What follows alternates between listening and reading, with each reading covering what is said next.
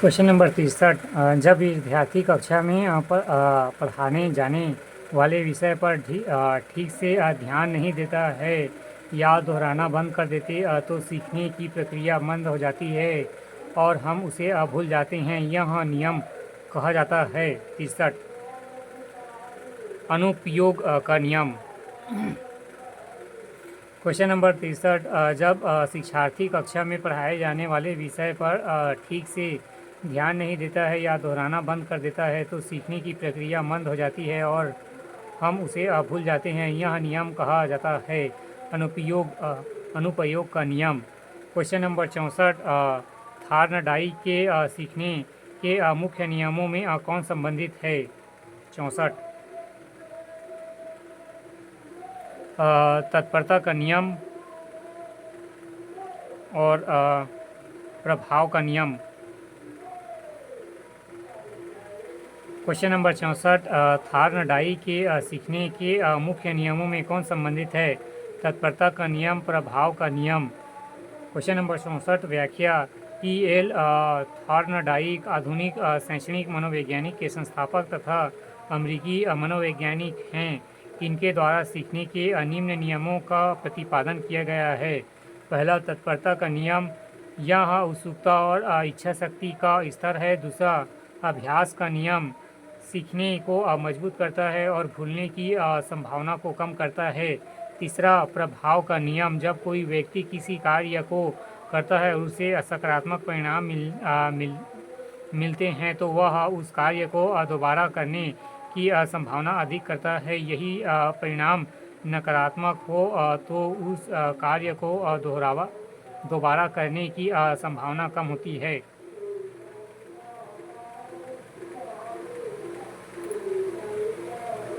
Question number 64। व्याख्या। E.L.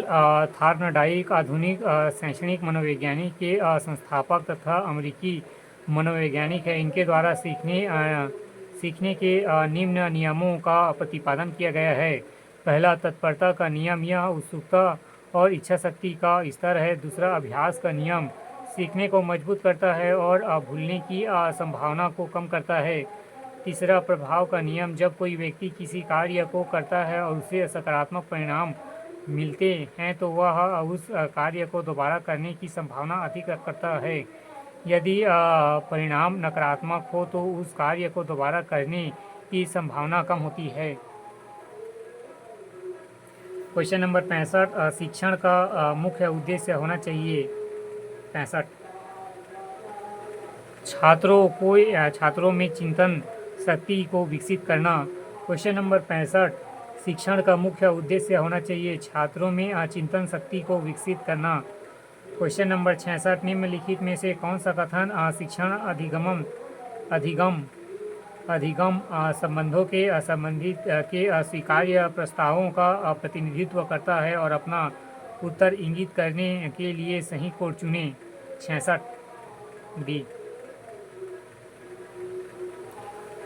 पहला, जब छात्र किसी परीक्षा में असफल होते हैं तो शिक्षक असफल होता है। दूसरा, प्रत्येक शिक्षण का उद्देश्य अधिगम सुनिश्चित करना होना चाहिए।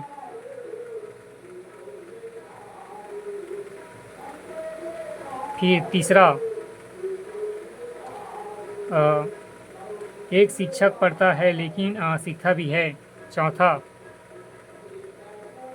वास्तविक अधिगम का तात्पर्य रट कर सीखना है। Question number 66। निम्नलिखित में से कौन सा कथन शिक्षण अधिगम संबंधों के संबंध में स्वीकार्य प्रस्तावों का प्रतिनिधित्व करता है और अपना उत्तर इंगित करने के लिए सही कोड चुनिए। पहला, जब छात्र किसी परीक्षा में असफल होता है तो शिक्षक असफल होता है। दूसरा, प्रत्येक शिक्षण का उद्देश्य अधिगम सुनिश्चित करना होता चाहिए। फिर तीसरा, एक शिक्षक पढ़ता है लेकिन सीखता भी है। चौथा, वास्तविक अधिगम का तात्पर्य रट कर सीखना है। Question number 67। अभिकथन। शिक्षा और मनोविज्ञान दोनों का संबंध व्यवहार से है। शिक्षा मानव व्यवहार में परिवर्तन कर उसे उत्तम बनाती है। कारण आर धर्म और धन के द्वारा जीवन में उन्नति की जाती है। 67 सी ए सही है परंतु आर गलत है। आर गलत है। Question number 67 अभिकथन। शिक्षा और मनोविज्ञान दोनों का संबंध व्यवहार से है। शिक्षा मानव व्यवहार में परिवर्तन कर उसे उत्तम बनाती है। सही।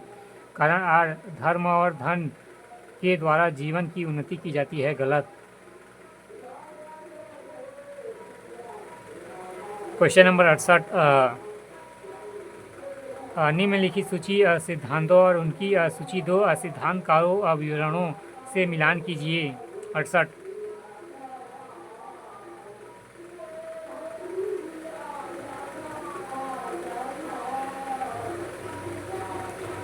हालैंड का करियर विकल्प का सिद्धांत। व्यक्तित्व प्रकार कार्य या वातावरण में मेल खाते हैं। फिर करियर विकास का जीवन काल सिद्धांत। चरणों और जीवन भूमिकाओं के मध्य से करियर विकास। फिर एनी रो का व्यक्तिगत सिद्धांत। बचपन और माता पिता के संबंधों से प्रभावित रुचियाँ। फिर कार्य संयोजन का सिद्धांत। संतुष्टि और संतुष्टि के आधार पर कार्य संयोजन। फिर कंबोज का सामाजिक अधिगम सिद्धांत। सीखने और अनुभवों से प्रभावित कैरियर निर्माण।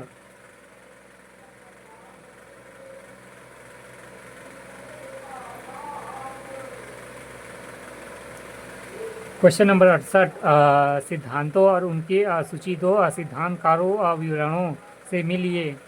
ए हॉलैंड का कैरियर विकल्प का सिद्धांत। आंसर है व्यक्तित्व प्रकार कार्य या वातावरण में मेल खाते हैं। फिर करियर विकास का जीवन काल सिद्धांत। चरणों और जीवन भूमिकाओं के मध्य से करियर विकास। फिर सी एनी रो का व्यक्तित्व सिद्धांत। बचपन और माता पिता के संबंधों से प्रभावित रुचियाँ। फिर डी कार्य समायोजन का सिद्धांत। TWA संतुष्टि और असंतुष्टि के आधार पर कार्य समायोजन। फिर कुम्बोल्ट का सामाजिक अधिनियम सिद्धांत। सीखने और अनुभवों से प्रभावित करियर निर्माण।